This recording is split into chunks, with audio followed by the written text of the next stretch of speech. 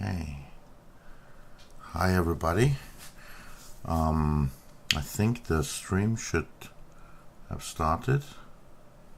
I'm still always a little bit nervous in the beginning. Not sure if everything works.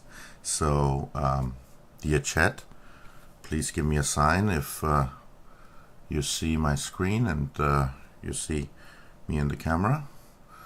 And as soon as I have a sign from you that everything is working, I'm going to start doing the stream. So I'm gonna wait a second until I see a sign from the chat. Other people wait for a sign from above. I don't do that. I just drink coffee and wait for a sign from chat. Hi everybody. Oh yeah, something's happening. Hi. Okay, that's a good sign. I guess you can hear me. Please let me know if sound is okay. You can hear me correctly. Hi, Kana.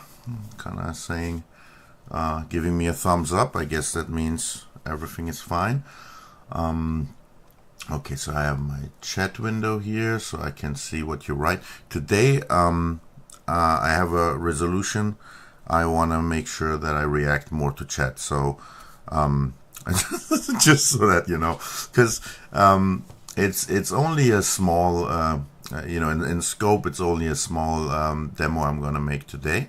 I want to go a little bit more in depth. So I've created some new gameplay that is in a prototyping level. So the last two streams we did in the demo level were, you had actually basically like a game ready environment with everything pretty fleshed out and everything. But normally when you make when you do prototyping in game development, you do that in a prototyping level, which means it's also called a gray out or a block out, where you're not really using the final assets, but you're more like in a sandbox kind of environment where you just can very quickly iterate on stuff. And that's what I did here, because I'm working on some new mechanics and stuff, and I'm doing that in this minimalistic environment. You're going to see it in a second. So that's what we're going to look at. And now I'm again talking without really making sure that I react to you guys. So let me just quickly see what's happening in the chat window. So yeah, hi everybody. Patrick, can you activate super chat? The thing with super chats is it's in the works. Like I am trying to get that approved, but it's probably gonna take a little bit. So I don't know. It might take a few weeks, but I'm trying to get that approved. So at some point it's gonna work. So I'm gonna continue to stream regularly. Also, when the campaign is done, I'm gonna still continue the streams and everything. So at some point that's gonna be possible. But right now it's still not approved yet by YouTube. So sound is good. That's great. We hear you. Thank you so much for the feedback. So now I'm sure that everything is working.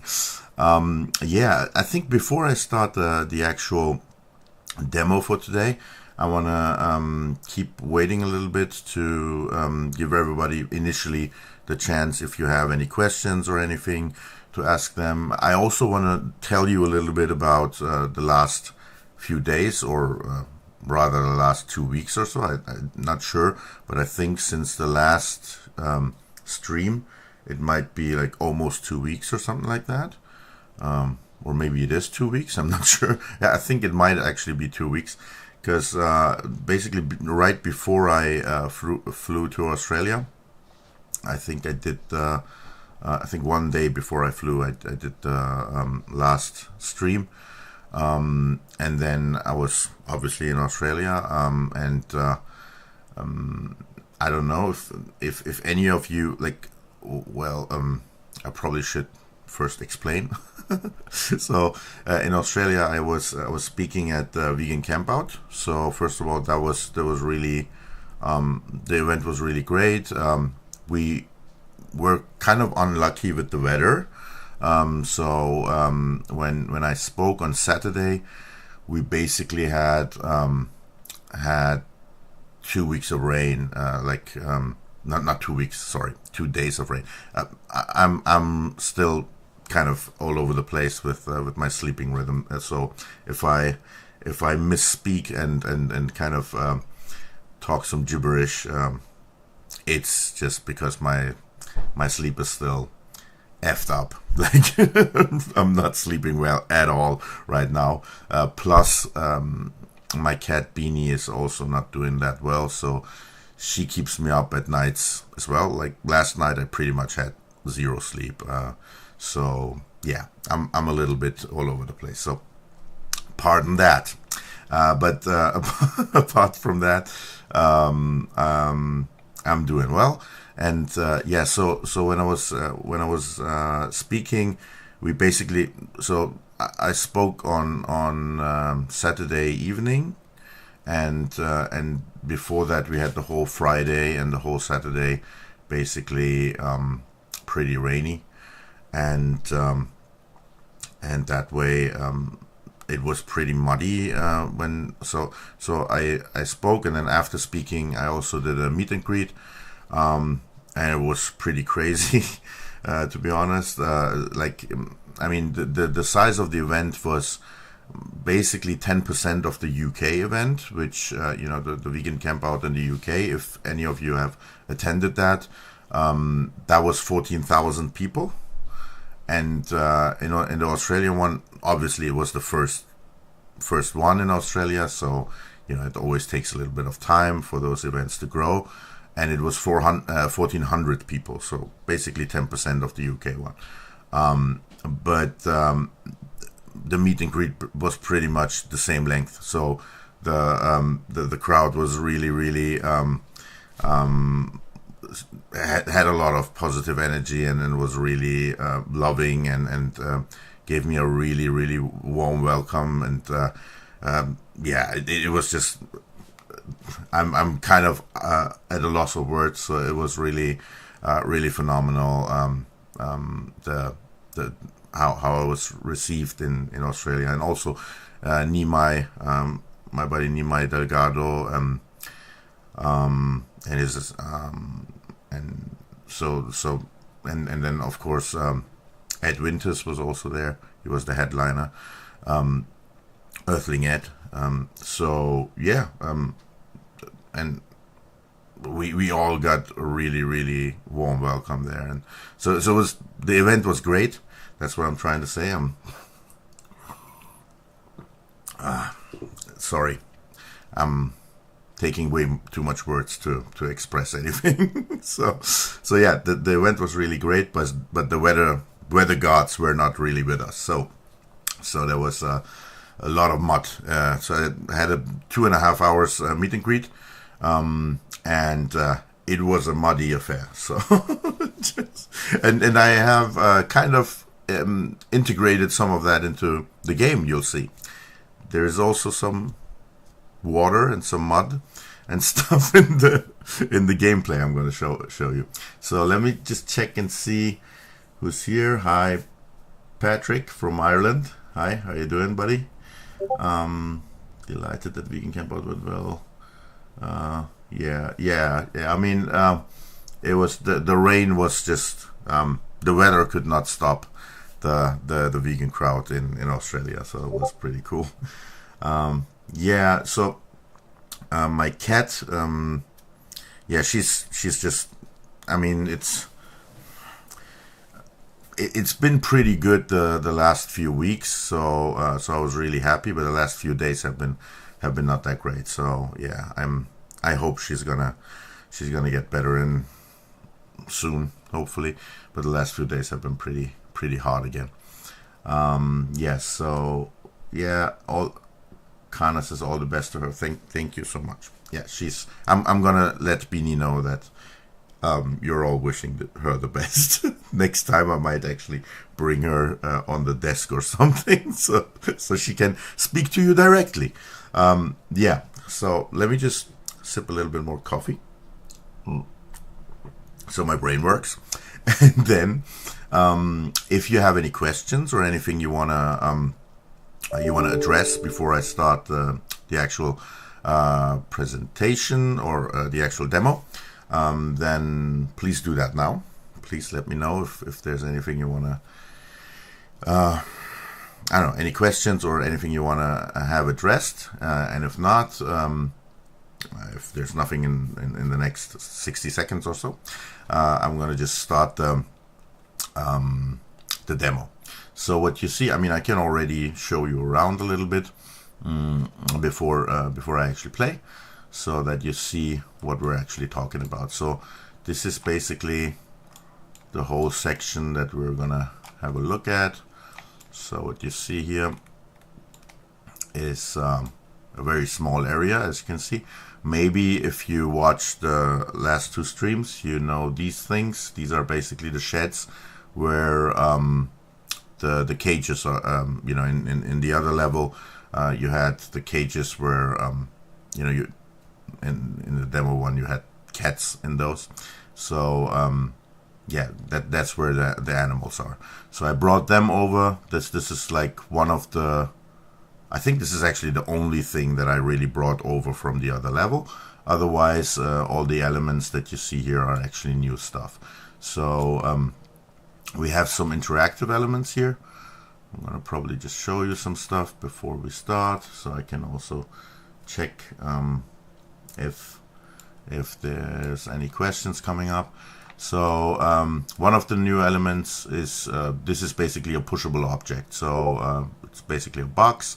You can push it around, and it has effects. So basically what I try to do here is obviously most of what you saw in the last two streams was more or less a walking simulator. So there was not a lot of actual gameplay there. It was just different little mechanics and stuff and interactive stuff here and there. But and then also, yeah, there were the enemies. So we, as you might remember, I had a lot of fun getting shot by the enemies and getting killed. Yeah, so that was actual gameplay. But other than that, what I wanted to do here is I wanted to introduce a few objects and kind of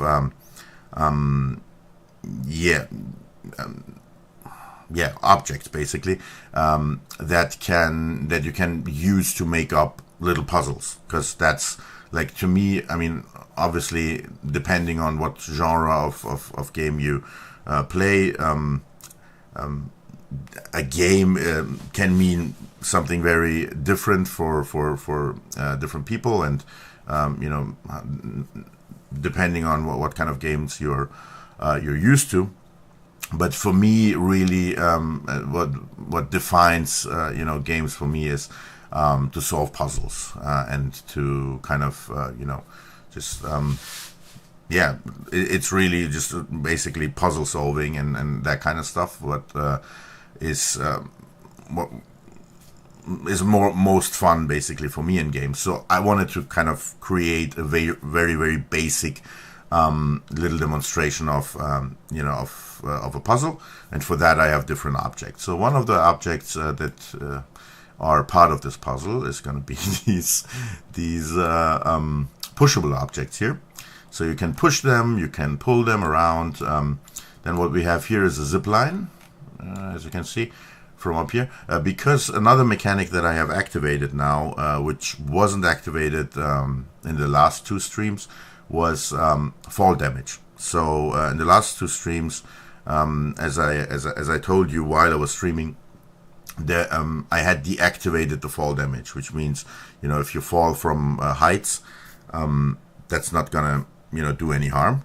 But now it's activated because I just think it's kind of, you know, there's an extra level of fun that you can have with you know, having to be careful how deep you fall.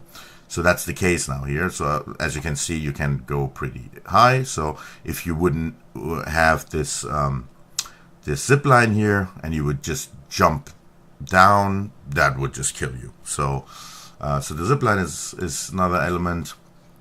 Then I have something over here. So there is something in this in this checkpoint box up here. So we're gonna look at that.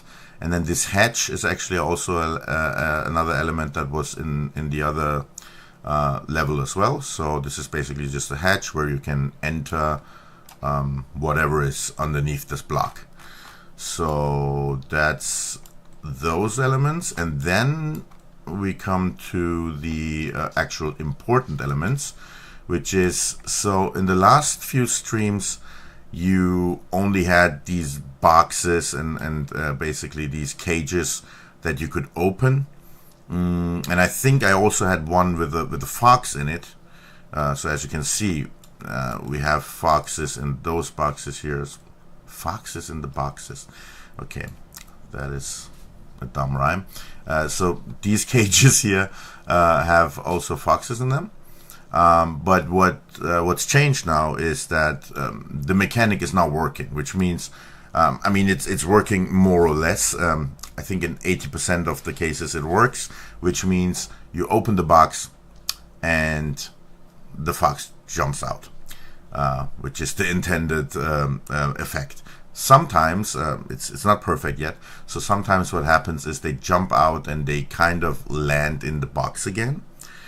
And I have not implemented a second jump. So what that means is if that happens, they're kind of stuck in the box. So, you know, obviously this is all work in progress. And we're gonna probably also have fun with some bugs and stuff that doesn't work. But this is basically what we have right now. Let me just check.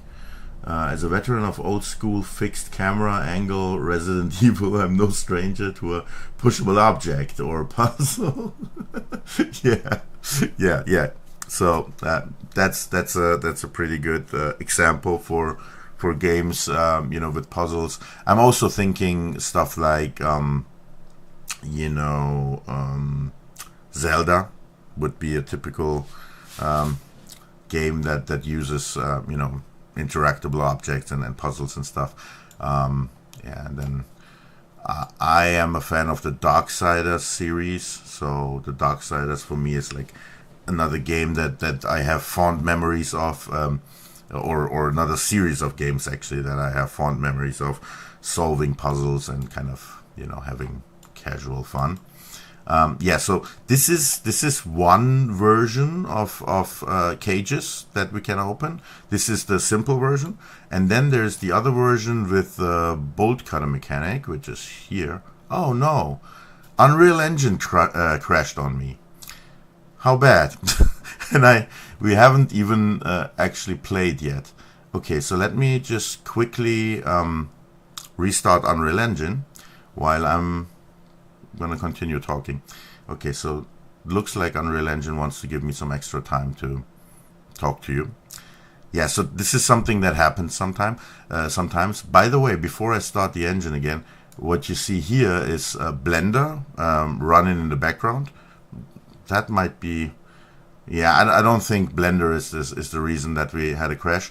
It's probably rather OBS. So OBS and Unreal running at the same time might be a little bit much, but we'll see. I hope that the performance will be okay when we do, you know, when we play the actual game. If not, what we're gonna do is I'm gonna probably just package the game, and then we try to play it outside of the engine. So packaging means that you, by the way. Let me just do this real quick. So packaging means that you basically export the game out of the engine, and then you don't have to run the engine itself, but you can run the game then outside, which means, you know, without having to run the editor, that always takes away some of the load on the system. So then everything performs a little bit better. But let's hope that's not going to be necessary, and let's just hope that it's going to work in the engine and everything. Okay, so let's do this. Yeah, so but as I said, what you see here in the background is Blender. Let me go here, and this is I'm basically trying to I'm modifying and working on a fur asset for a monkey. This is basically a capuchin monkey, and yeah, I'm working on the fur of the monkey, and that just takes a lot of time and usually runs in the background while I do other things on the computer. Okay, so in a few seconds we should be good to go with Unreal again, and then I think I'm gonna just jump in and start showing you stuff. So let me, while we're waiting for that, let me just look again if we have any questions or anything.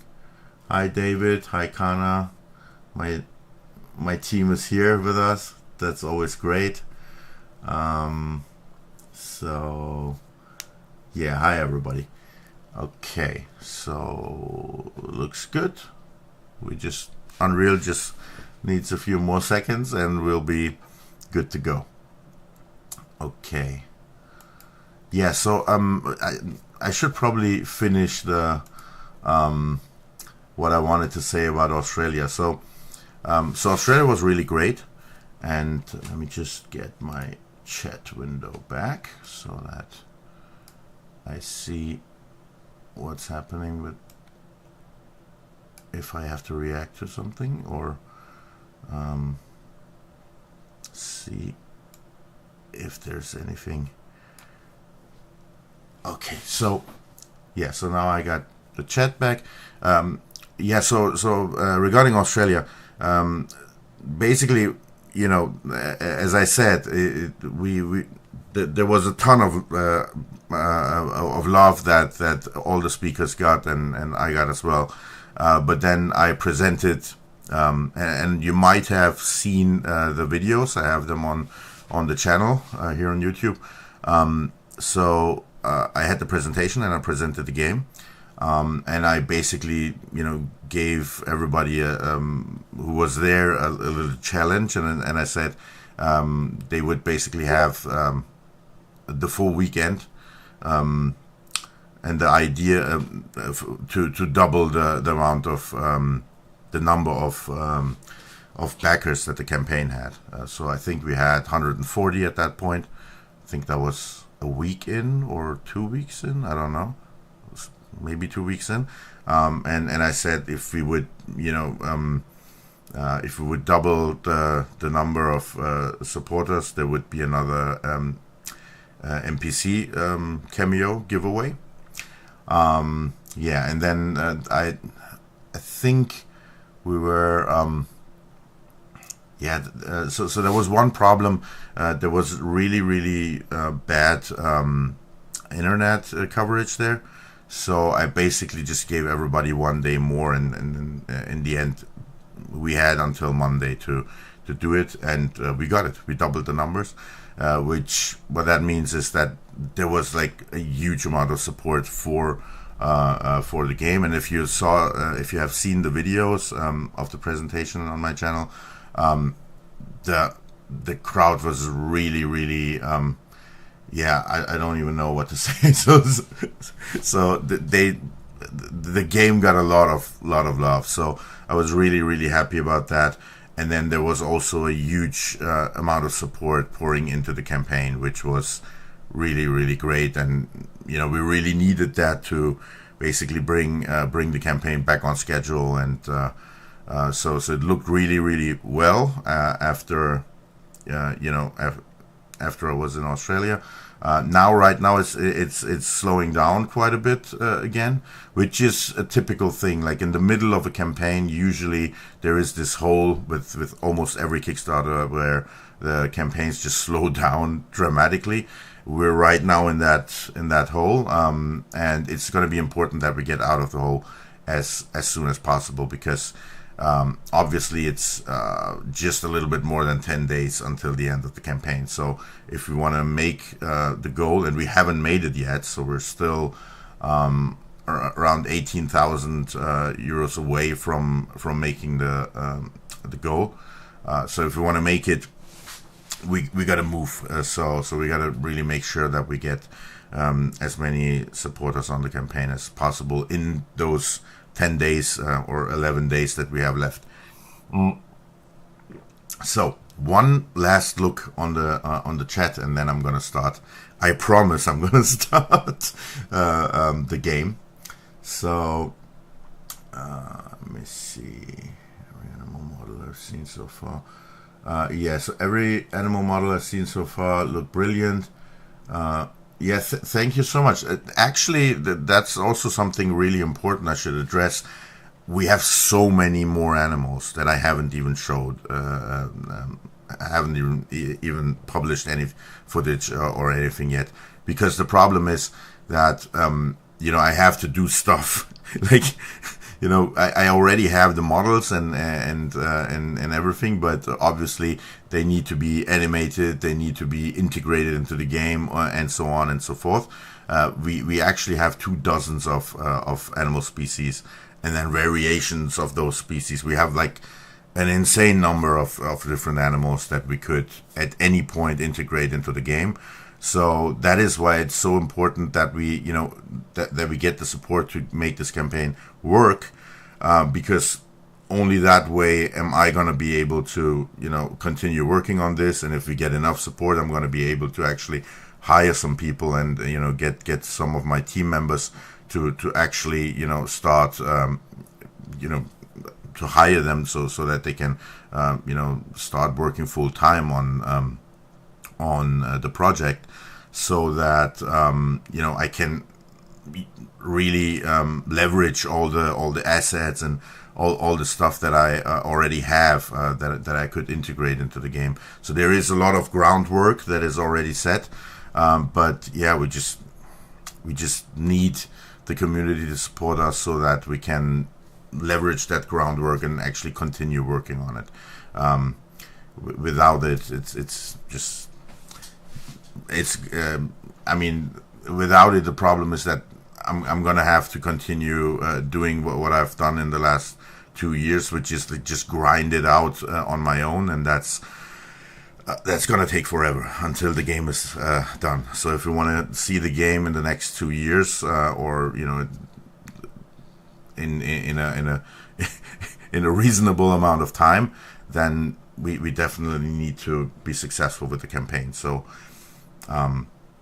if you haven't reached out to your friends, or if there's anything you want to do to help us, do it now.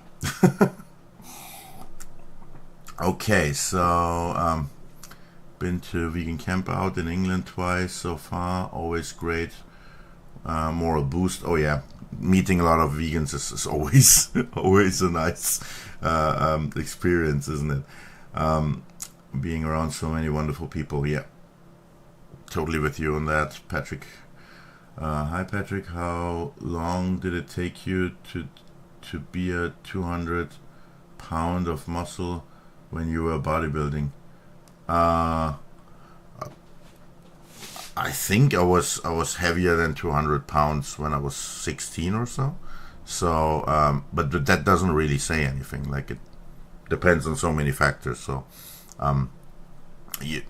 never look on other people and compare yourself to them. It's always going to be important for you to, you're always your standard should always be reflective of yourself. Don't compare yourself to others. Okay, so the videos are great. Okay, so let me just show you one more thing, and then I'm gonna actually start the game, because I don't want to hear. I'm already talking for half an hour. That was not the plan. We want to start playing here. So what you see here is another version of the box. Basically, here we have this bolt cutter mechanic that you already seen from the other level. So that's the same mechanic here, and then once the bolt cutter mechanic is basically successful, you then just open the boxes as you do with the other boxes. Again, you have in every cage you have a fox, and they, if everything works, jump out. So yeah. Oh yeah, and then there's one more thing. So this is the actual new thing. This is a new enemy. So obviously the other enemies were basically guards and shooting around and stuff. These are the skinners. So this is basically a skinner. They have a melee weapon, which is basically this electrocution. The idea is that it is this electrocution instrument that in actual fur farms they use something similar to that to kill the animals. So yeah, I try to make something that is reminiscent of, you know, obviously you wanna represent the reality kind of. So that's what I went for here. So it's basically a melee weapon, and it has this, you know, this electroshock thing. So that's what you what they attack you with. They're really in a very work in progress kind of state. So I've only worked on them like 2 days now, and that means I had 2 days where I worked on this whole thing. So they're not done yet, but they work. They attack you. They can kill you. They can kill the animals, which means so I implemented this in a way where if any one of the animals gets killed, which happens very quickly if you if you're not careful, then you're dead. So basically you die and the level starts from anew. So that's what we have right now. So the puzzle is going to be how to basically free all the foxes and get them to, and this is another thing I want to show you real quick before we start. We start here. So this is our playable character, all right? And we have Fanula here. So Fanula is, you know, just chilling here. And the idea is, you know, obviously she is the only fox that is free. And the idea is going to be to free the other foxes, but do it in a way that they don't get killed, which is tricky because if you just free them, they're going to just run towards the skinners and they're going to be killed. So the idea is to, you know, work with the environment in some way to stop that from happening so that you can lead the foxes to Fanula, and then once they are where Fanula is, they're going to actually stay there, so they're going to be safe. And then the idea is to free all the foxes. So I think I talked enough. Let me just check chat real quick, and then I'm going to start the actual demo. So everything's cool. I've been commenting on rights focused channels like David Rose. Yeah, thank you, Patrick. Thanks to everybody who is trying to, you know, reach out to people and kind of, you know, rally some support behind the campaign. Thank you so much. And of course, thank you for everybody who's already backing and, you know, supporting us in all the different ways that are possible. Thank you so much. So, yeah, thanks everybody. Let's go to work. So let's start the game now. So let me just quickly go to full, to immersive mode. Yeah, perfect. So that gives me still all the windows we need, and we can start the game. Okay, so let me just grab the controller. Okay, so as I said, when we're starting off, what the absolute fox is going on here? So that's Fanula, and Fanula is just randomly, you know, just saying her lines. So she basically, I implemented that. Hurry! What the fox are you waiting for? So I implemented this in a way where she just says her lines randomly until we bring the foxes to her. Then it switches to a different set of lines. That Move your little fox and butts out of here. What you hear, the creepy stuff you hear is actually the skinners. I just gave them. What fox did some creepy lines to say too, so that they're not just walking around like zombies, not saying anything. What you say here is a representation of the home base, basically, of the Skinners, which means as long as I'm outside of this yellow area, they're not going to detect me. So this is obviously not how it's going to look in the game, but this is for me during development, so that I can, so it's easier to know what you're doing, right? So this is just for debugging, basically.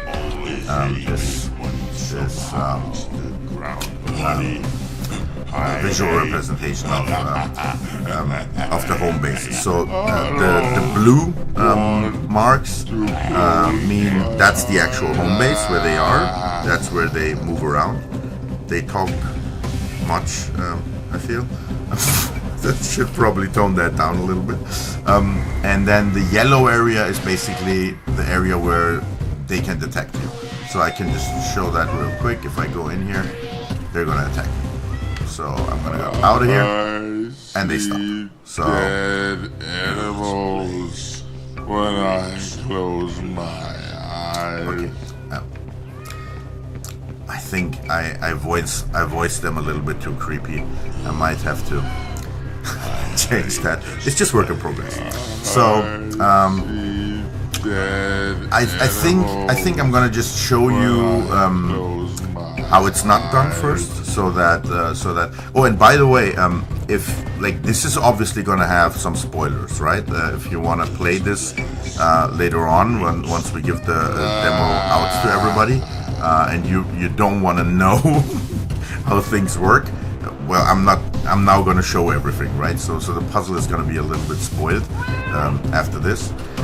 But let's start off with how to not do it. So if you just go here and just free the animals, you see that is what's gonna happen. So they jump out. Now in this case, this little fella has decided to just sit around, which is fine.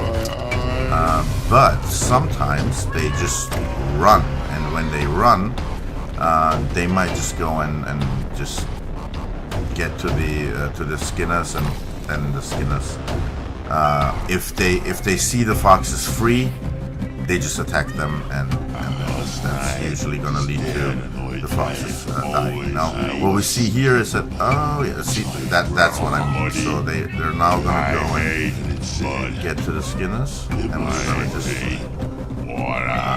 just watch that from here. So this is what happens. So they get killed, and as you see, that immediately kills us too. So I'm also thinking about maybe having like a game over screen or something like that. What the fox did you just say? I love it. I love her lines. So thank you, Tanya, for fuck's sake, move your little fox and butts out of here. So, where was I? Yeah, so I'm thinking about having like a game over screen or something where hurry.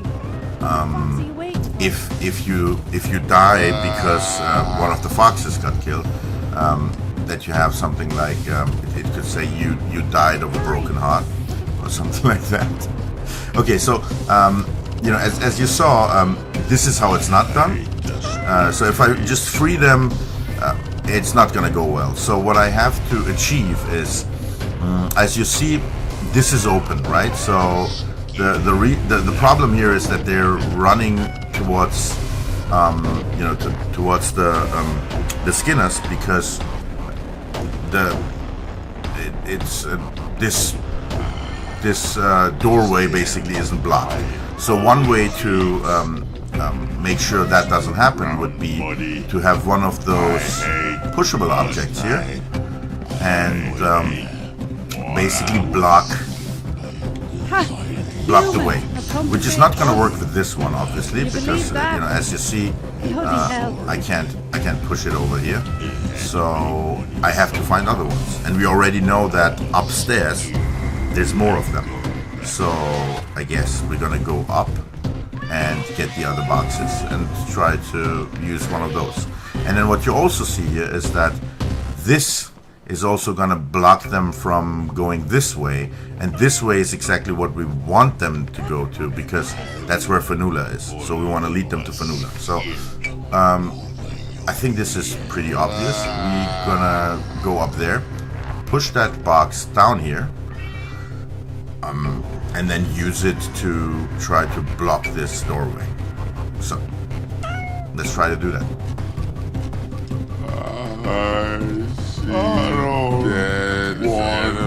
How annoying are those drunk skimmers?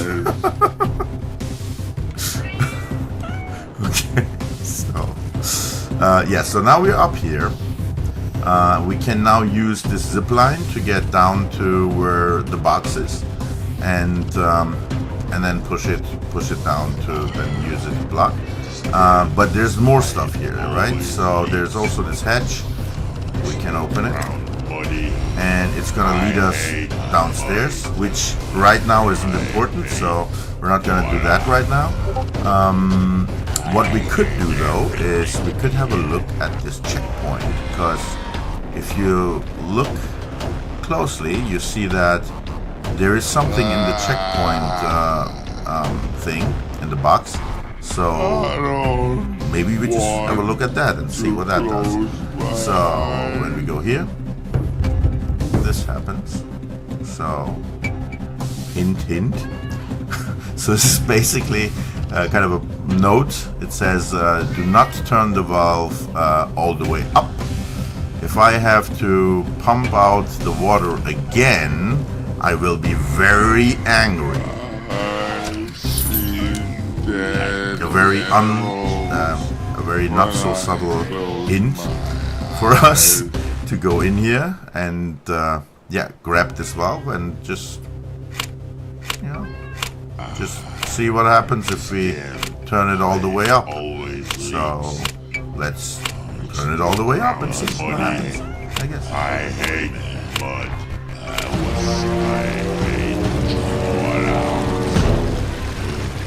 Yes, that happened. So we basically flooded this area down there, which means that the floor is now wet, and as you can see, there's a little bit of a puddle that built around the pipe. So who knows what's gonna happen with that? What's that good for? I guess we'll see. So I would say let's do the box thing first, so that we can free our foxes. So let's get down there. There we go. Sick, not again. And let's grab this box.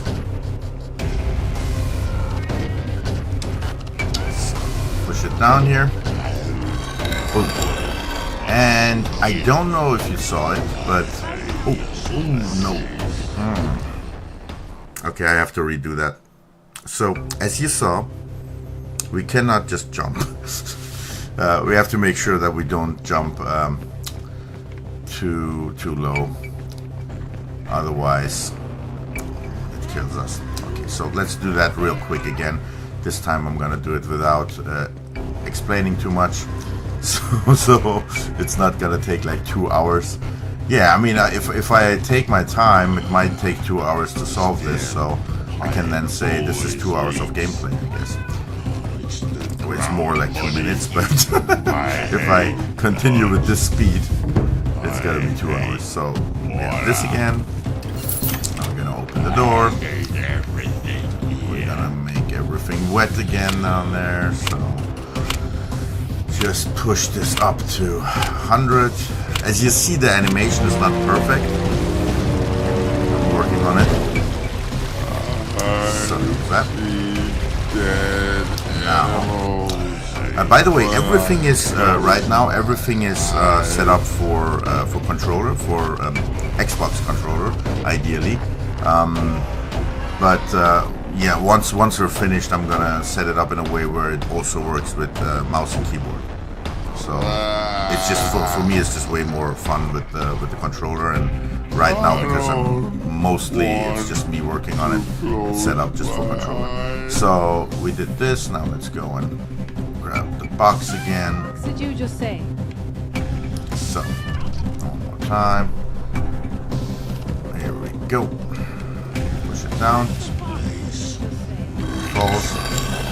Yeah, so, and what it does is, it actually takes away that, it already took away this block that was here. So if I would free the foxes now, they would at least have the opportunity to run the other way. But that's not all. I also want to block the other way so that we can be sure that nothing bad happens. And maybe you saw it. So what happened here is the block, the box actually just triggered the mechanism, and that just blocked the way to this side. So when I free them now, they should be able to follow me to Fionnuala, and these 4 foxes would then be safe. So let's just do that real quick. I hope that they're gonna all jump out of the box and not stay in the box. Yeah, looking good so far. Okay, last one. Let's go. Come on. Yeah, come on. Yeah, you're good. So, here we go. This one is running that way. That's fine. Okay, so let's lead everybody over here. So, here we go. Where's our other friend? Hey, Fred. Come, let's get them. So, as you see, now she's saying her other lines. So now she's basically telling everybody to come and gather, so she can lead them out of the. Hey, out of Fierce, let's get out of this. I just wonder where the 4th one. Oh, it's here. Okay, hey, Fred, let's get the fox let me out of help you here. out. Okay, come. Let's go. Okay, sometimes they just hang around. That's fine. Hey, Fela. Okay, so now we did that. Let me show you what happened with the water and the puddle and everything. So the problem is, if we free any of these foxes now, they're going to be attacked obviously by the enemies right away, because they're just right there. So this one would still be okay because it's not in the detectable area, but once I get into the detectable area, they're gonna attack right away. So I cannot free these unless I find a way to distract the enemies. And yeah, you have 2 enemies with these electrocution things. I wonder what happens if I maybe just get them to come into this puddle. Okay, so that happens, which means that gives me a little bit of time to go here and just free the animals. I just gotta be quick because that stunning, that effect just holds for 10 seconds. So, oh no, I got hit. Okay, so that's basically the whole thing, right? So the idea is that you get the floor wet, you solve this little very basic puzzle where you get the the pushable object down there, you unblock this way, you block this way, so that you can get the foxes to go the other way. I'm gonna do it one more time so we can spoil it one more time. And that's really it. And then it's, of course, as you saw, still not that easy, but with the opportunity to actually stun the enemies, you kind of get a little bit of a time window where you can free the foxes and hope that they're then going to run to Fionnuala. What I can tell you though is that it doesn't work yet. So right now, I have been trying for a few hours and couldn't make it work. I'm not sure why, but I think it's because these other foxes are too far away from Fionnuala. For some reason, they just don't run away. So if I free them, they just sit around, which is a problem because at some point the enemies come and attack them. So that's just something I still work on. But once I'm done with this, it's gonna work, in the same way that it worked with the other foxes. So you have to stun the enemies. use that time window to free a fox, send them to Fanula, and then once you have all the foxes with Fanula, she's gonna lead them out of the facility, and then basically the level is solved. That's the idea. So it's a very, very basic little, you know, puzzle, or like 1.5, 2 puzzles. It's a, you know, very small scope of a level, but I think it's enough to kind of demonstrate how I imagine this to work. And obviously, this would be a very basic version. You could then, you know, of course, introduce more interactable objects and more stuff, and then make this, you know, into an actual game. I hope that comes across. So let me see if what we are saying in Fanula is a puny one. She's the best. Like how the Skinners repeat dialogue reminds me of such a stealth assassins, fall damage and yeah. So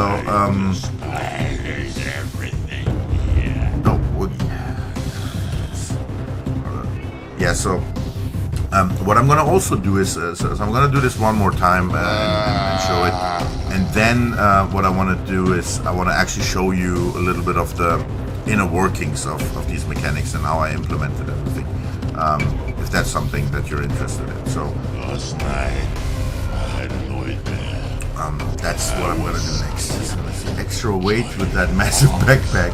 He's some climber. Yeah, so by the way, a lot of people had actually massive problems with this massive backpack, because obviously this is something that is not very practical, especially when you're, you know, in a stealth situation and you want to, yeah, be, you know, not have that much weight on you. But this is just right now. This is just what it is. Later for the game, obviously, it's going to be different. The idea is then later that you start off without any equipment, and then you basically, you know, you can get a small backpack and then later a bigger backpack and so on. Right now, this is just what I work with. So please tolerate the big backpack until we're out of alpha, which we're not even in alpha yet. So this is pre-alpha everything. So please have patience. It's gonna get resolved. So yeah. So now that you know what the water is for, maybe this is even more fun. How everything gets wet. Oh, and by the way, I have been really thinking if, like, I wasn't sure if this is too much, like, you know, obviously you're hurting the enemies. Do you think this is, like, too much? Does any, like, is this too much violence? I mean, the idea is that they get stunned, right? So that it's not that, you know, you're not killing them with that, with those water and electrocution stick shenanigans. So, yeah, I hope this is not too much for everybody. But yeah, that's just, obviously, this is all just, you know, work in progress. So, doesn't mean that later it's gonna be exactly this way. So let's use this to slide down, make sure that we don't get ourselves killed falling too deep with this massive weight on us. Okay, here we go. So we have this. Now we're gonna free everybody again. Okay, there they are. Jump out. Everything's fine. This is working perfectly. Wonderful. Oh, and one goes up there again. This is so weird. Happened again. Okay, so, oh, somebody decided to sleep here. Okay. Okay, come on, everybody. Let's go to Fanula. Here we go. Come over here. Okay, so. Hey, Fela. Come on, let's get she's out of sleeping here. as well. And how is she saying that? So she's obviously talking in her sleep. Okay. Hey, Fingal! Hey, What's Fela, that? let's get out of here. Some sleepy foxes here. Okay, so another one is sleeping over here. Okay, whatever. So we're gonna free this little fella first, because that's not a problem. Because obviously, here we go. So yeah, I don't know why these don't run over. Why is everybody so sleepy? What is going on? I mean, it is late, but okay. So let's see. I don't want to close my eyes. It's done. Let's free another box.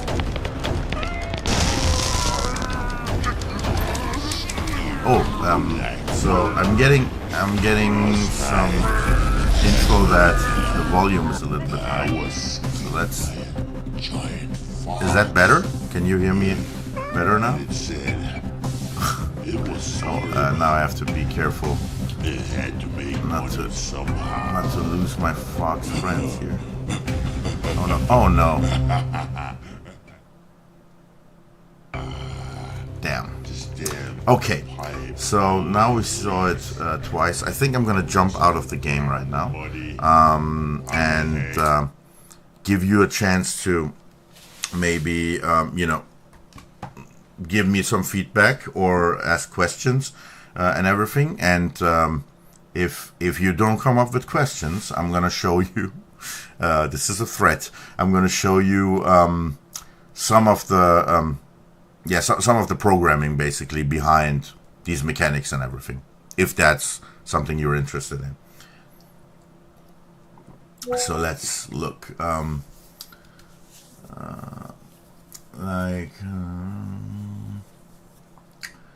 Who does want to close their eyes?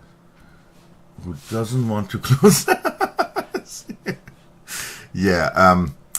What do you think? Are they too creepy? I think they're almost like, they kind of remind me a little bit of some actual Resident Evil enemies.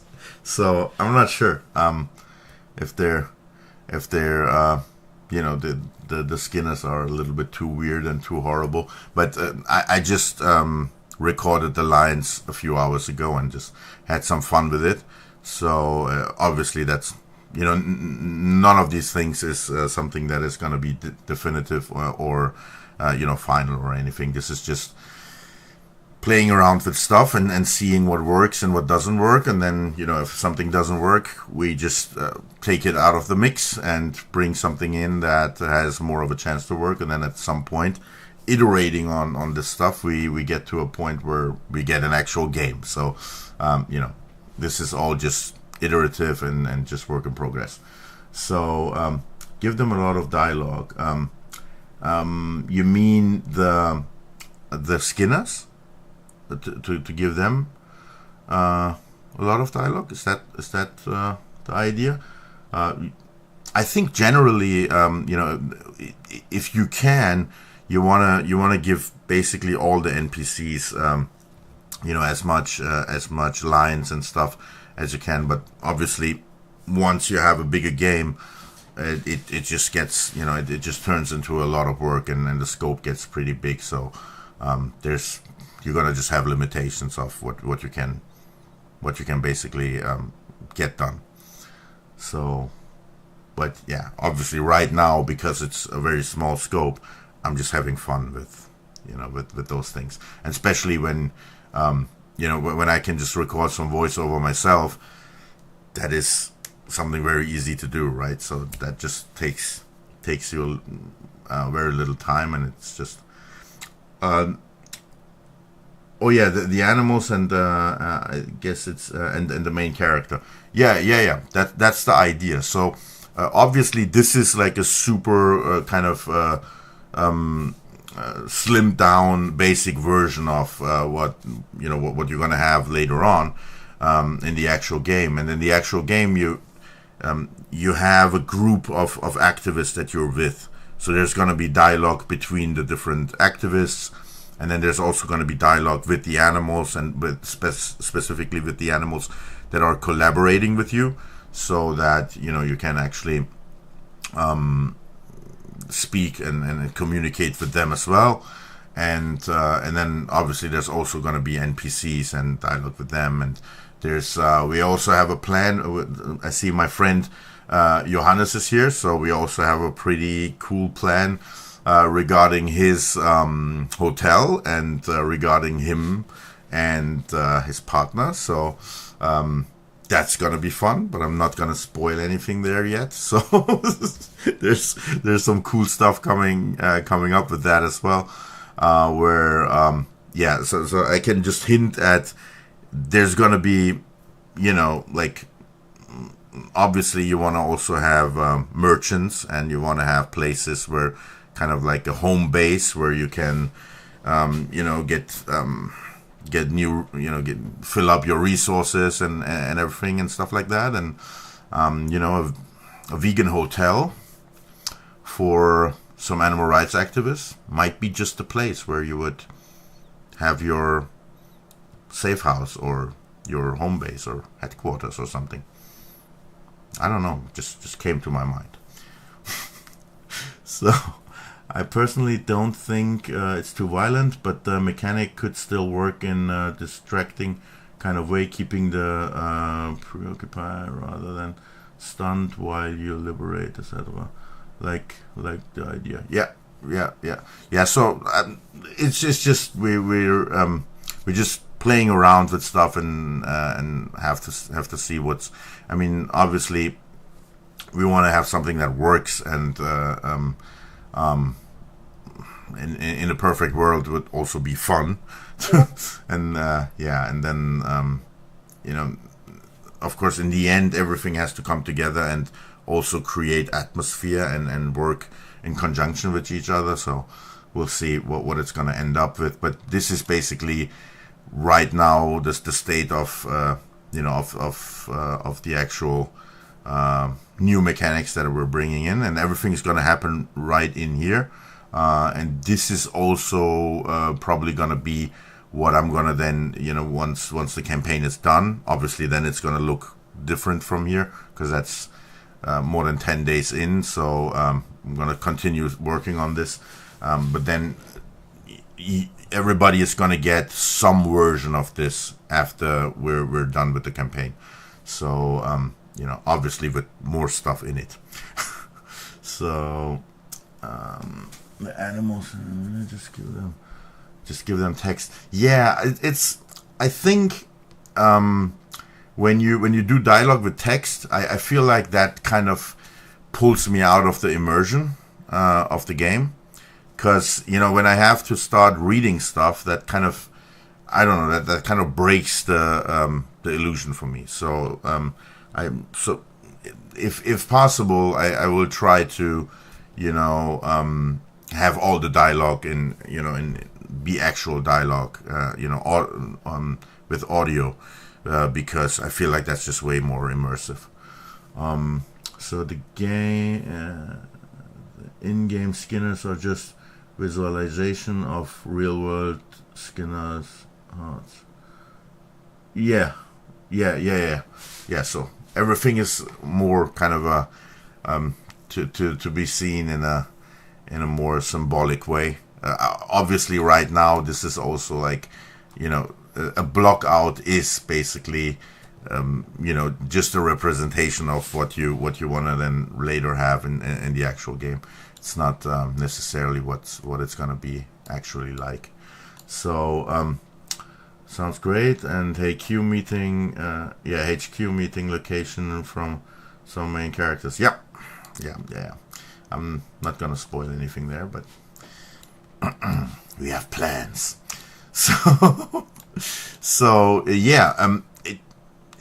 Do you want to see how everything works? I don't want to bore you with anything. So if this is something that you're really not interested in, we can also just continue to play, or just look at some other stuff that I have. But I would actually like to show you some of the, obviously all of the stuff that I just showed you with, for instance, what we saw is, let me take away the navigation so we can see stuff better. So like this. So obviously you saw when this box falls down, it unblocks this way, which means that this thing just goes down. So that is of course all logic. So all these different interactions with objects and stuff, that is logic that has to be programmed somewhere. So if you're interested at all, I can just show you a little bit of how that's done in here in Unreal. So there are, of course, like to program stuff like that, there are basically like a lot of ways. Like there's almost unlimited amounts of different ways you can implement that kind of stuff.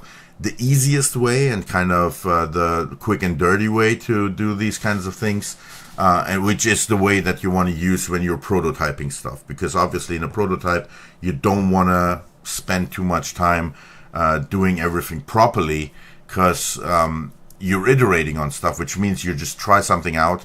If it doesn't work, you just switch it around, you change some stuff, you try it again, and if you do everything basically properly and by the book, what that's going to do is the prototyping is going to be way too slow. So you want to keep it fast and quick and dirty, basically. And the way you do that, when it comes to those kinds of things where different objects interact with each other and are combined with each other by logic, the easiest way to do that is to use something called the level blueprint, which means, so blueprint is the visual programming language in Unreal Engine, and the level blueprint is basically a place. So there are different blueprints, like for instance, our player character over here has his own blueprint where all the logic that is connected to the player character, like for instance his health, how he takes damage, how he can interact with stuff, all those things are in his player character blueprint. Fanula also has a blueprint. In Fanula's blueprint, there are these cute lines and and all the other cute stuff that Fanula does. And then these boxes, they also have their own blueprint. So every object basically has its own blueprint where the logic that belongs to that object is in.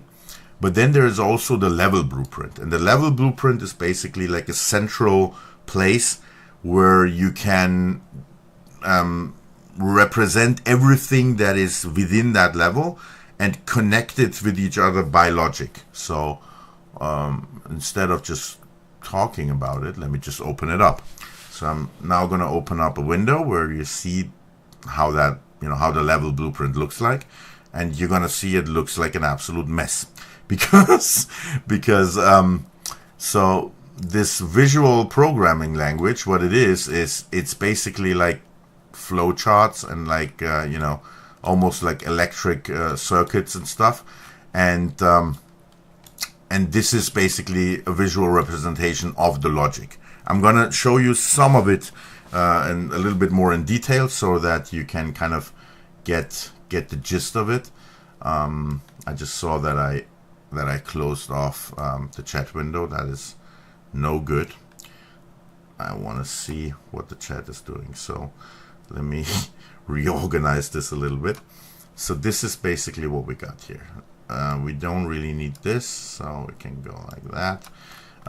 So this is all the logic that is in the level blueprint.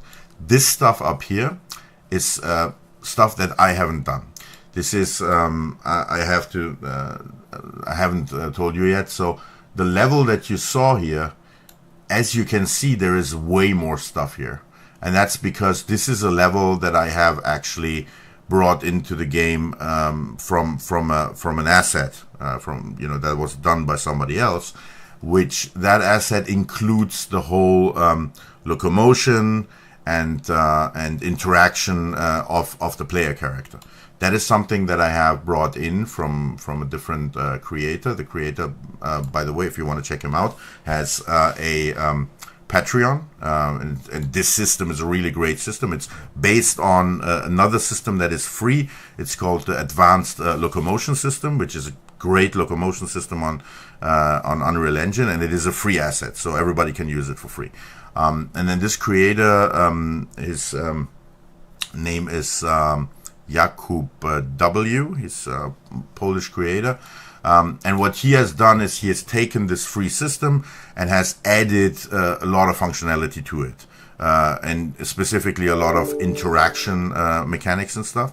So I implemented this system as the basis of my own player character, basically. And then I, of course, integrated some more stuff to it. Like, for instance, this whole thing with freeing the animals and all those specific things that that make UNCAGE.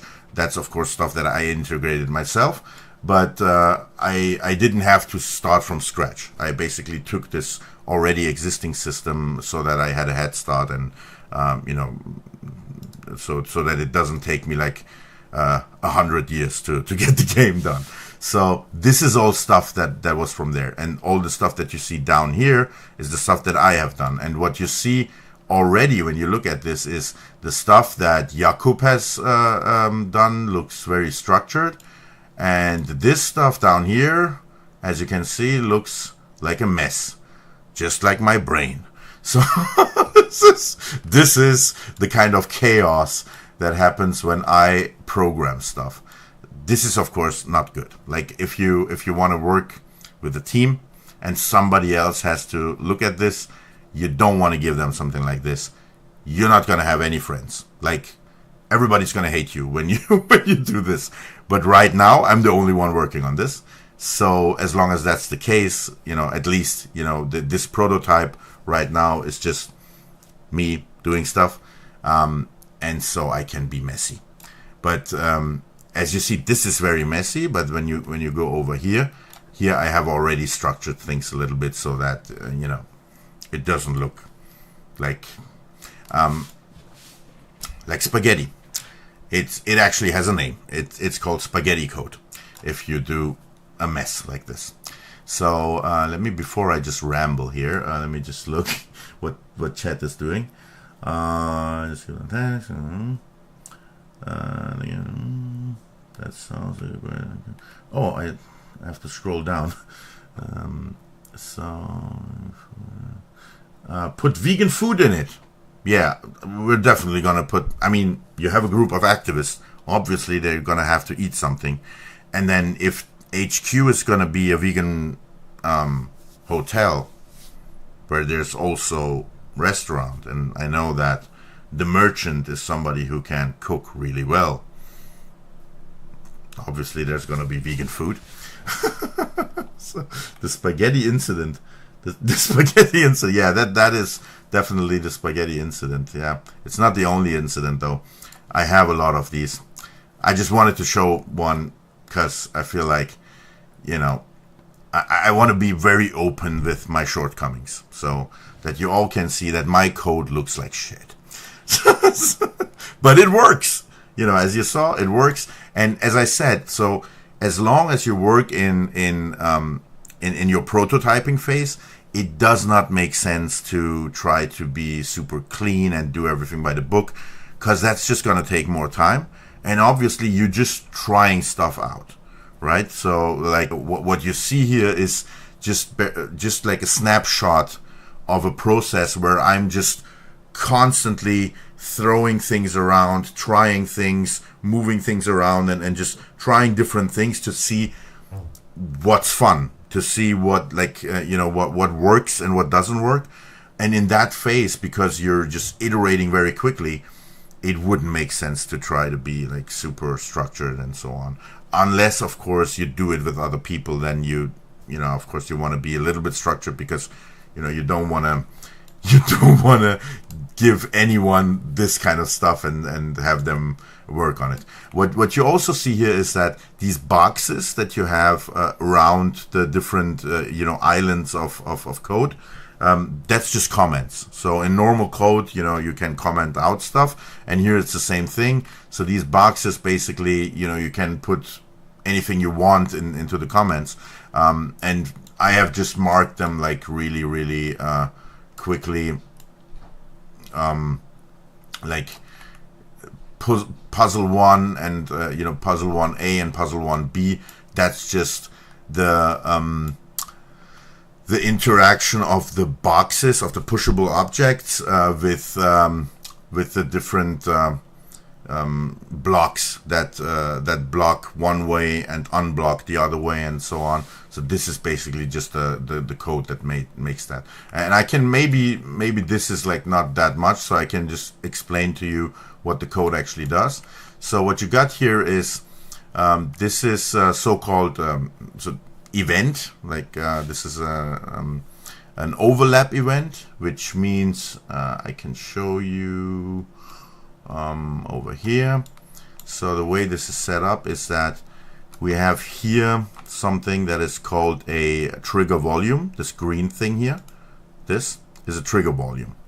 And the logic basically gets triggered by this object, this pushable object, overlapping with this trigger volume. And that is exactly what triggers this event, which is once the event gets triggered, that is what starts the logic, basically. So you want to have a starting point for your logic, and the starting point is once I have pushed this box over the edge and it falls down, it's going to overlap with this box, and that's going to start this logic. Now, what does the logic do? Let's go in here. So we get this event triggered, and the first thing is a so-called if statement, which in Blueprint is called a branch. So as you see, this branch node has a true and a false value. So that means we have to put a question into it that can be either true or false. And the question is the object that is overlapping this, is it the pushable object BP2? Like, is it specifically this box? Because obviously, if I would, for instance, jump through this trigger volume, in that case, we don't want to trigger this logic. We want to trigger the logic only if this box has been pushed down, so that, because that's basically like the first step of the puzzle. So we want to make sure that the logic doesn't get triggered by some other thing or an enemy or an NPC or something going through this trigger volume. But it only gets started if specifically this one box is being pushed through this volume.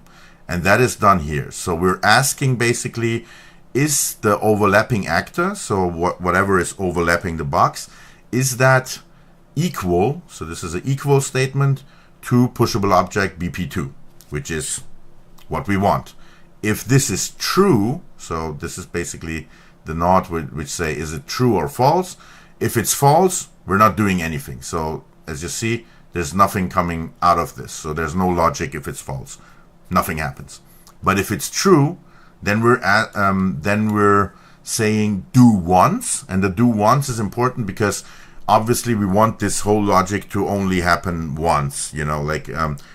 What happens is we get the way to the outside, the exit way, basically we get that unblocked, and we don't have to do that twice. We only have to do that once. So that is the do once node, because otherwise it would happen every time that the box would overlap with the trigger volume. Of course, in this case, that can only happen once because it only happens when the box falls down, and once it fell down, it can't happen again. So I could also leave that do once out, but just as a precaution, you usually want to, if there is something that can happen several times, you want to just make sure that you have a do once node so that it only happens once. Because there is, so while I'm right now talking about this can only happen once, but there is the second part of the puzzle, which is the same logic but here, and this actually triggers when you push the box and overlap with this trigger volume, and that is something you can do several times. And what that does is, if you do it once, it basically brings this block up to here. If you would do it twice, and that is something that I had in the beginning, it basically, every time you overlap, like you can go back and forth and back and forth, and every time that you overlap, what happens is the block basically just goes further up, further up, further up. So theoretically, you could get the block to go like into the sky if you do it enough times. And obviously we don't want that. What we want is just for the event to happen once. And that's why you use the do once node. So then everything that comes afterwards happens only once. And again, I have closed my chat window, so I cannot see if there's anything I have to address. So gotta drop. Bye, David. Sorry, I only saw it now. So okay, so yeah, so that's yeah, bye, David. So where were we? Okay, so do once, and then this is the actual logic that happens. So what we say is that we have this cube, and let me see. So yeah, so this cube is what is actually blocking the exit way here. So this is this cube. What we want is for this cube to basically just go like to do this, to just go a little bit further down. That's what we want. And we achieve that here in the blueprint by first getting the location of the, obviously if we want to change the location of the cube, we first need the current location so that we can then make a mathematic calculation based on the current state. You know, we want to get from the current state into a different state, which is going to be just further down on the z-axis. So we achieve that by first of all getting a reference to the cube. That's this. Then we're referencing the static mesh component, which is like the actual body of the cube. That is this. And then we're asking get world location, which just basically means the vector of where the cube sits in the world, in the level. We're getting that. That gives us an x, a y, and a z value, because obviously we have three-dimensional space, so we need these three values to know where where the cube is. We get all of that here. Now what we do is then to say set world location. So that means we now have the current state, and now we're setting the state that we want the cube to be in. So what we're saying is x value stays, because x value is basically on a two-dimensional space is x and y, and normally y would be the up and down axis in mathematics, but here in Unreal Engine the z-axis is actually up and down. So x and y are gonna be on a plane, basically forward, backward, and to the sides, and then up and down will be z, and that's what we wanna change. So basically x stays the same, y stays the same, only the z gets, and what we're doing is we're basically adding 60 units to the z-axis. And that's kind of weird, because, oh yeah, so this is, this is actually the other, this is this part, where we're actually moving this up and not down. This is actually this part.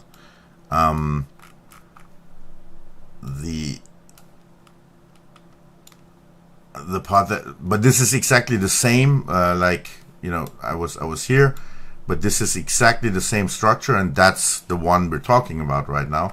So what we do here, we want to obviously unblock the way, which means the box has to go downward, and that is exactly what we got here. So the Z value gets subtracted. So basically we have a add minus 55. We could also say subtract 55. So this is an add node, but there's also a subtract node. So it's basically just a mathematical term that we're basically solving. So we're subtracting 55 units from the Z value, and that means the box just goes slightly down, and that unblocks the way. So that's how, you know, I'm gonna stop it here because I feel like, you know, I don't want to bore you with that stuff, but let me know if you kind of like that kind of stuff. I can, you know, we can do a full stream where we just do devlog stuff, and I can just basically this is stuff that I can talk about like for hours and hours, because, you know, obviously this is all I've been doing in the last 2 years, so there's a lot to cover there. So if you're interested in that kind of stuff, just let me know, and we can also do a full stream just on that. But for now, I'm just going to stop it because I don't want to bore everybody with it. So let me just look. It looks like Johannes left us.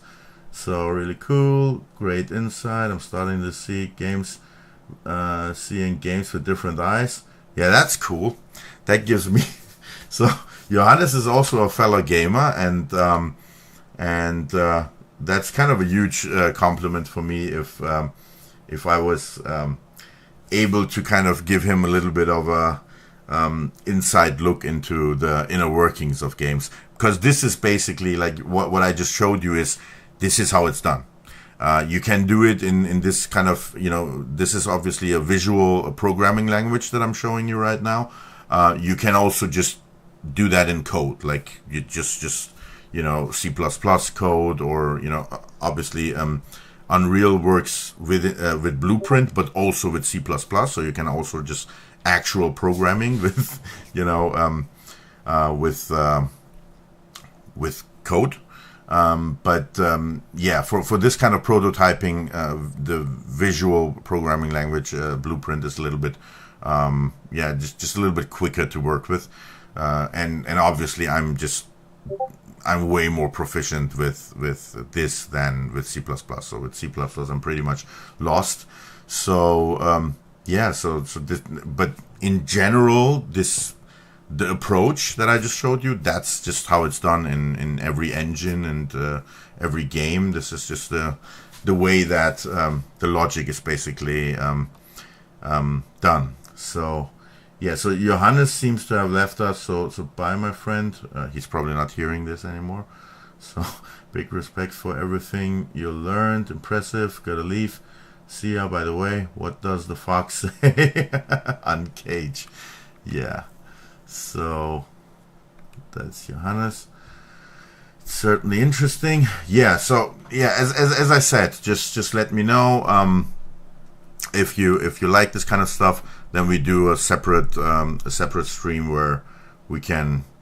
I mean, I can easily fill like 5 hours or something like that with this, but I don't want to do it in a stream where I promise you kind of gameplay and then I just do programming. That would be stupid. So yeah, and I also see that we're already like 1.5 hours in. So what I would do is I would just now maybe just go for questions. So if you have any questions, I would just go through them, or if you have anything you want to let me know.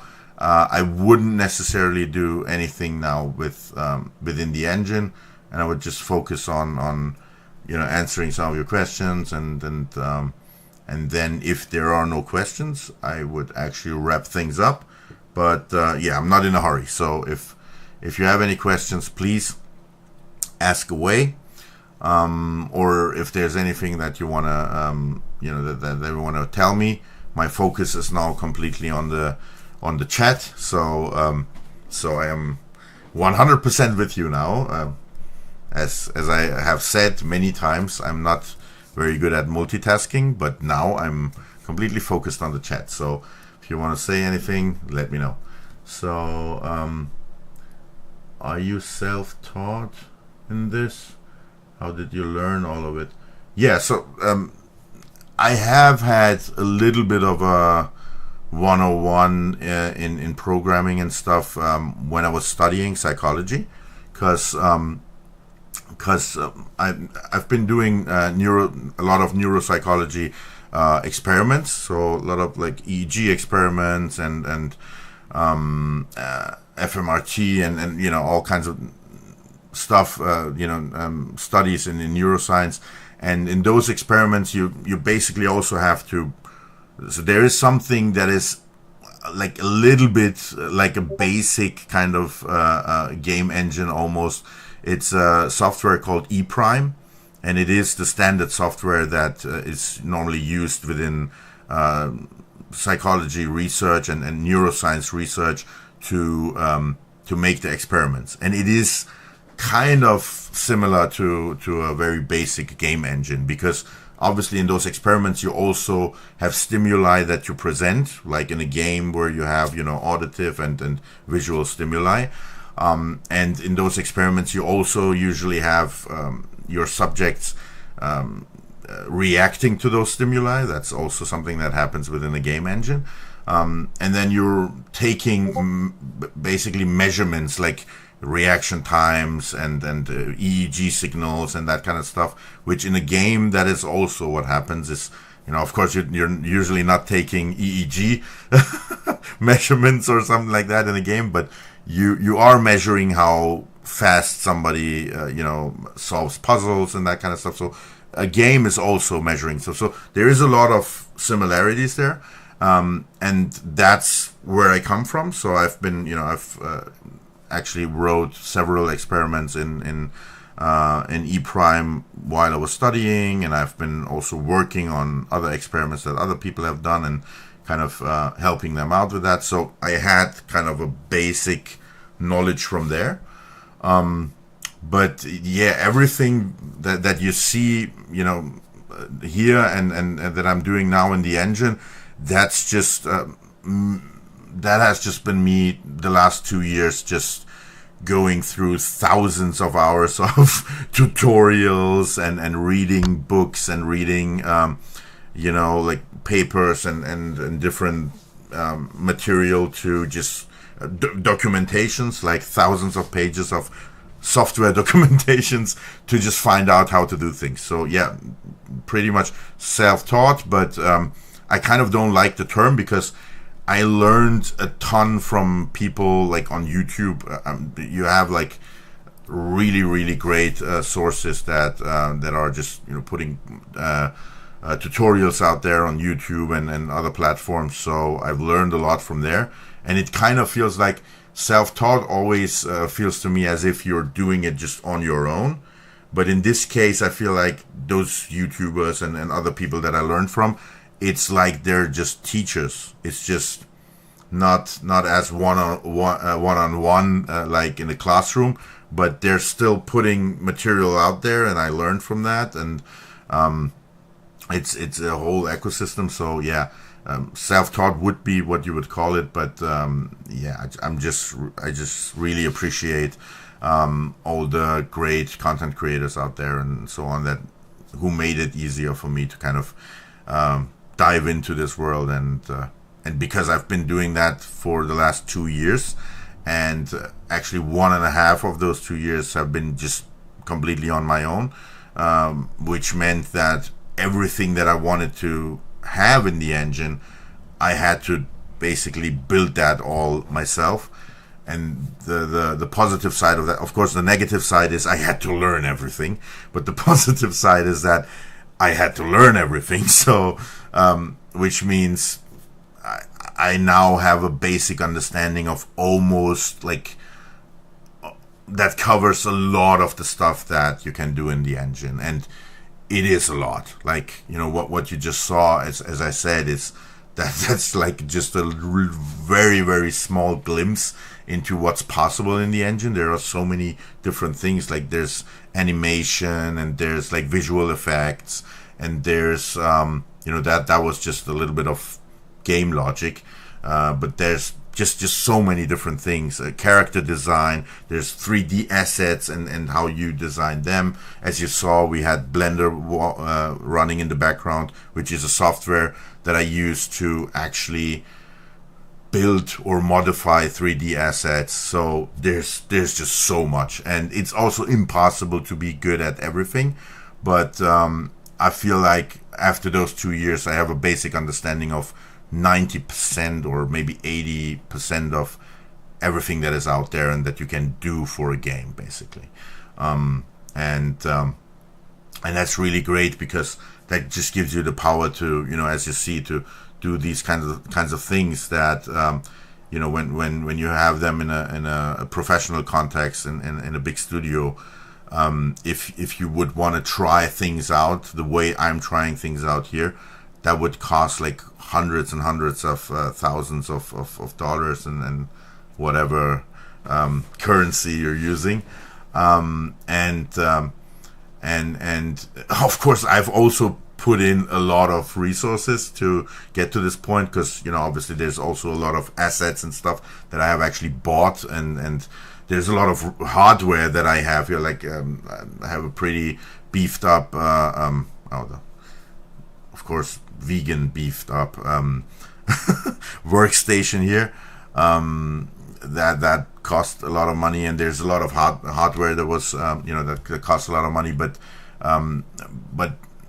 when you do it on your own, you're basically investing just your own time into it, and that is something that if I would have to pay somebody else to do all of that, that would be way more expensive. So that just gives you, as a solo developer or as an indie developer with just a few people who help you, that just gives you the power to do a lot of things that wouldn't have been possible 10 years ago, which is super important that I mentioned that all of that is only possible because Epic Games, who make the Unreal Engine, are actually letting game developers use the engine basically for free.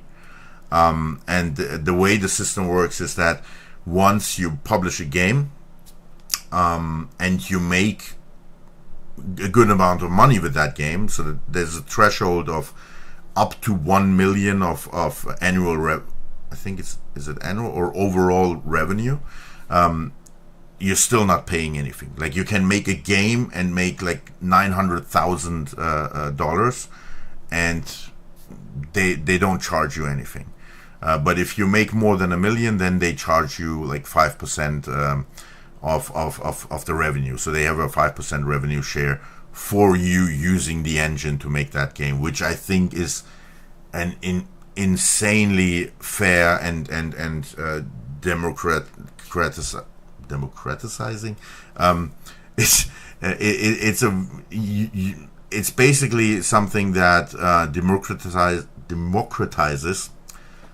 I have a hard time speaking. Democratizes game development for everybody. Because 10 years ago, if you wanted to have get your hands on a game engine like this, it would have cost you a lot of money. So a lot of people would have never been able to basically just try this out and see if it's something for them. And now every kid out there, basically every 14-year-old kid, can get their hands on this powerful software and can play around with it. And that's how you find talent out there, and all of that is only possible if you have companies like Epic just going on. By the way, they're not paying me, unfortunately. Would be great if they would support the campaign or something, but that's not the case. So I'm just saying this because I'm really grateful that they're doing that, right? So them putting this out for everybody to use for free, and then just share in the revenue once you're making a lot of money with it, that just gives also me the chance to just take the risk and try this out and see if if it is something that I want to go for, which right now it is clear. But when I started off 2 years ago, it wasn't clear. So it was just something I had to test out. So let me get back to chat and see. So will yourself or any of the team show up in the game or as part of the story? Well, we in the trailer, the Miles trailer, there are the two activists, right? So there's the activist who is in the lab and, the male activist who wants to free Miles. And then there is also the female activist character. Well, that female activist character is actually based on one of our team members. So, if you look into the credits of the video, you see her mentioned. It's our team member Shuin. And the character is based on her. And if you look her up in the in the team section of the campaign, you're gonna actually see that I tried to get the character to kind of resemble her, and as best as I could. Obviously, I'm not, I can do a little bit of everything, but I'm not really good at anything. So I did it as well as I could. But it is meant to kind of be resemble her and as good as I could do it. So yeah, so we already have one team character in there. I'm not planning to put myself into the game. That was something that was the case with the Earthraiser game, because the character in Earthraiser is actually the normal form of the character is actually based on my likeness. So, by the way, that is something that please let me know. This is a question for the chat, for everybody right now in the chat. I have a ton of gameplay from Earthraiser, because obviously I started working on this half a year ago. But before that, I was working on Earthraiser for 1.5 years. Like when I talk about those 2 years that I've been working on this, 1.5 of those two years were actually working on Earthraiser. So I actually have way more gameplay that I had done for the Earthraiser game than I have here.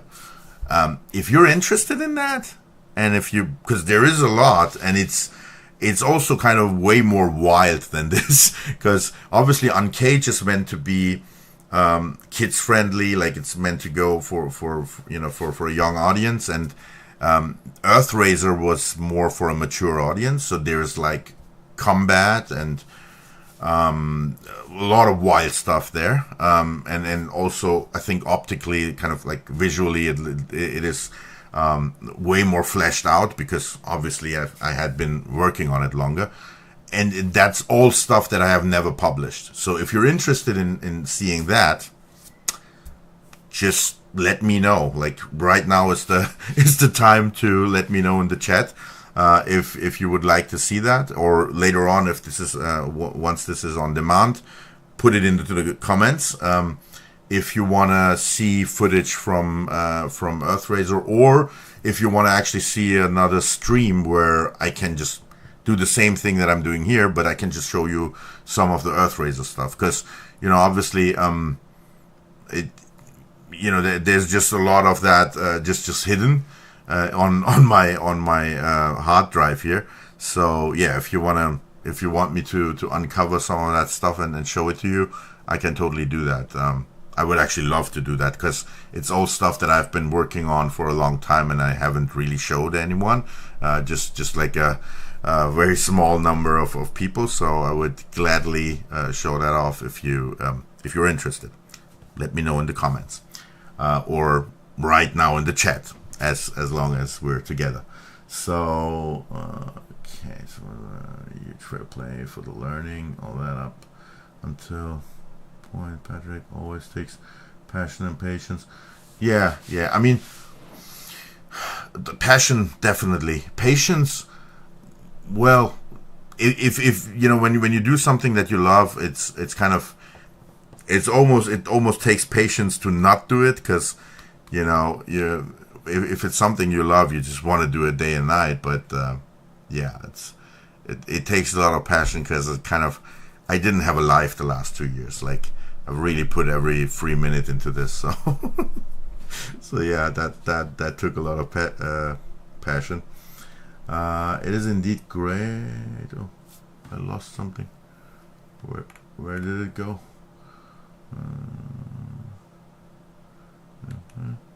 Okay, there was a comment that just disappeared for some reason. Oh, how unfortunate. Okay, so very nice. Awesome. Did you also make a yeah, so the comic book, I wrote the story of the comic book, and then I had different artists work on it. The main artist who did the illustration and the art in the comic book is David Padilla. Yeah, you can check it out.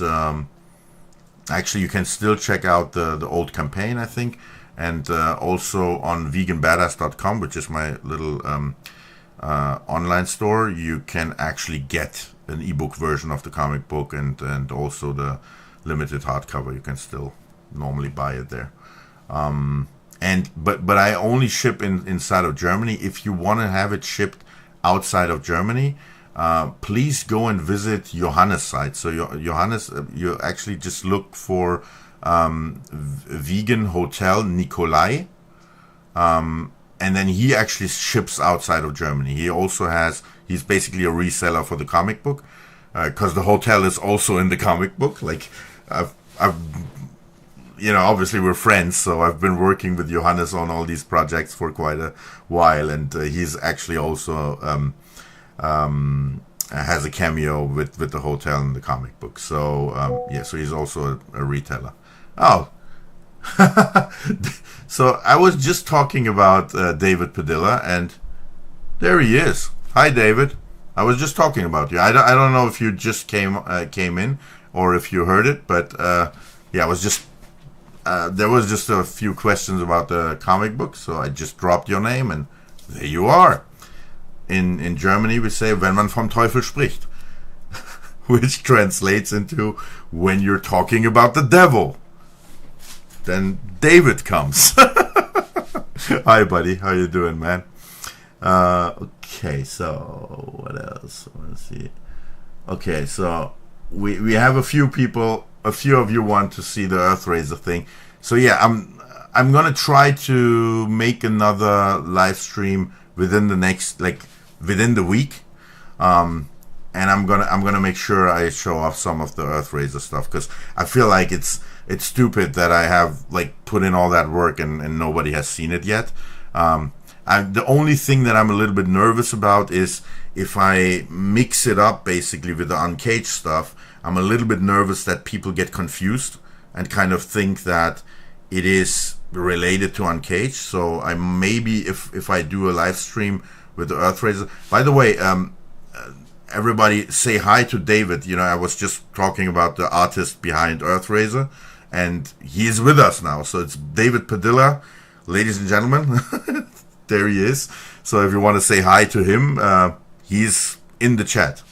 Don't want to let this fall down here. So I see everybody's already saying hi to David. So I'm definitely gonna try to get that in as well. Okay, so is there anything else that we want to cover before I wrap this up? Because we're already approaching the 2-hour mark, and I'm really surprised. I was really tired before I started the stream, and I was really nervous that I would kind of fall asleep within half an hour or something like that. But obviously that didn't happen. We were almost 2 hours in, and now I'm really energized. Thanks for that, everybody. You just loaded up my batteries. Okay, so so Earthraiser gameplay is gonna come up. I think I'm gonna try to solve the confusion issue by just making a disclaimer or something like that, and have that on screen all the time, so that everybody knows that is gonna be something that is not UNCAGE. Because Earthraiser is kind of, there is some violence and it is more of an action game, right? I would say it's a proper action adventure type of game. with some pretty cool elements as well. So I'm gonna do a live stream soon. Okay, if there's any more questions or anything you wanna have covered, just tell me right now. Otherwise, I'm gonna wrap this up for today, and I'm gonna, as I said, as soon as I can, I'm gonna prepare something where I can show you some of the Earthraiser stuff. And also, I don't want to forget. So as I said in the beginning of the stream, the campaign is really slowing down a little bit. So if you can, what really helps right now is, I mean, I'm doing some stuff in the background as well. Like today, I've been working on a 30-second ad that we're actually gonna.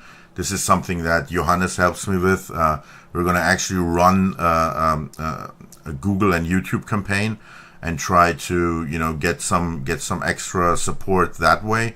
Obviously, I'm not gonna I'm not spending any money on that, because obviously while I'm trying to raise funds for the campaign, for me logically it doesn't make sense to also just put in money into into doing that, because what I'm trying to actually get money in so that we can continue developing.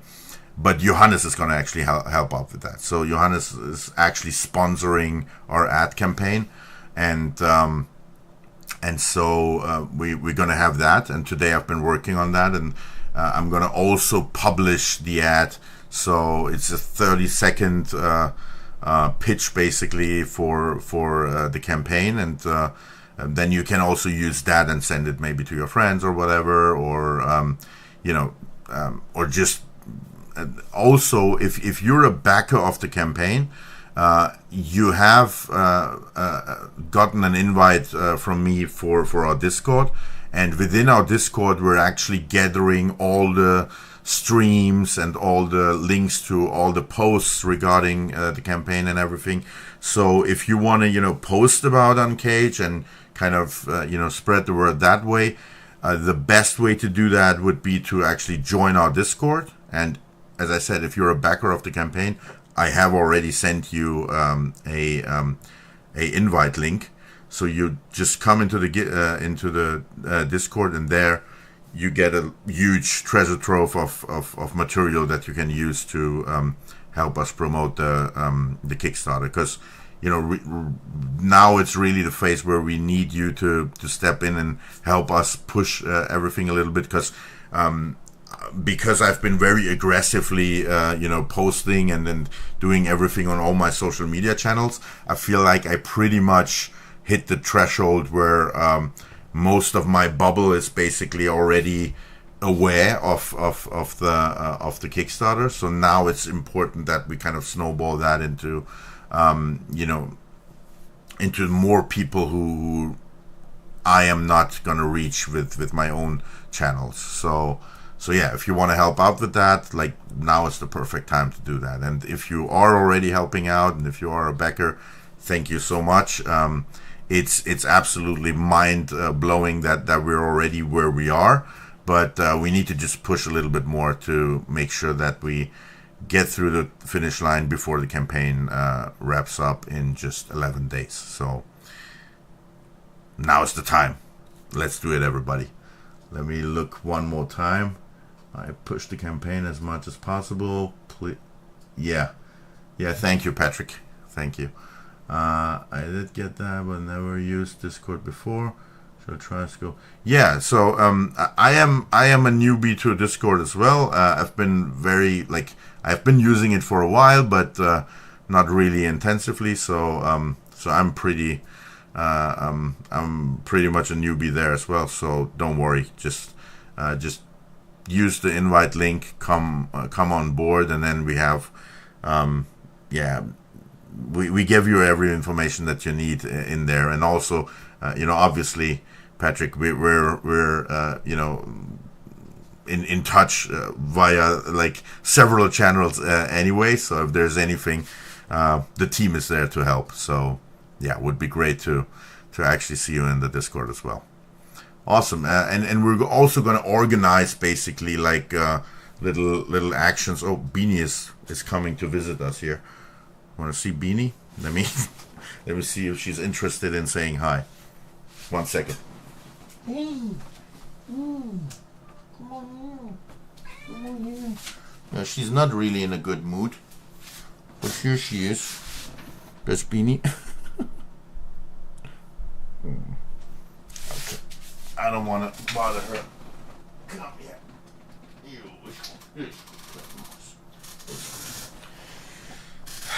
That's Beanie, everybody. Okay, I think I'm going to wrap this up now. So, as I said, thank you so much if you're already helping. If not, thank you so much if you're planning to help. Let's get this baby through the finish line. We're almost there. We just need to push it a little bit more, and we only have a little bit more than 10 days left. So let's do it. Let's uncage the world together, everybody. Have a great Sunday. Have a great end of the weekend. Peace out, everybody. Have a peaceful night. Bye, everyone. So, I'm gonna have to pull this over here.